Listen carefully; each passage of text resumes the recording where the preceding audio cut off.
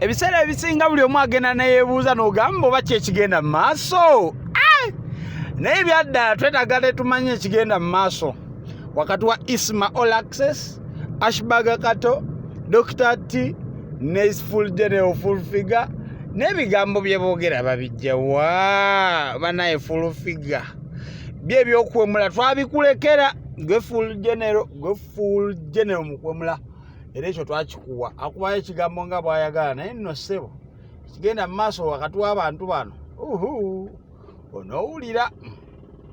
Onoowulira kuba ndabanga buli omu baana beesindikira gagambo, sina bigambo naye gagambo pure super heavy words, kigambo ku kigambo. Osagane Full Figure nga yatandise okwemula buli kitonde kati ali ku banne abakala katencha neggulo. But anyway, I don't know what went wrong between these people.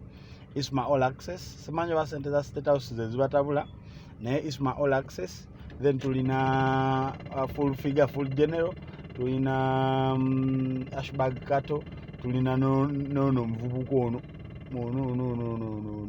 wemmengo ono yasomera ku sente zaffe Dr. T Amale. Basically abantu abano tebali mu kukwatagana ngere ntawe ekigambibwa okuba nti eva ku sente. Singa owuliza audio note eyalikinza okuva mu WhatsApp group yaabwe naddala emukuta Amale mirundi Dr. T Amale yavuddeyo n'agamba nti no balina sente zaabwe zebagana ate oba Full Figure azikuba.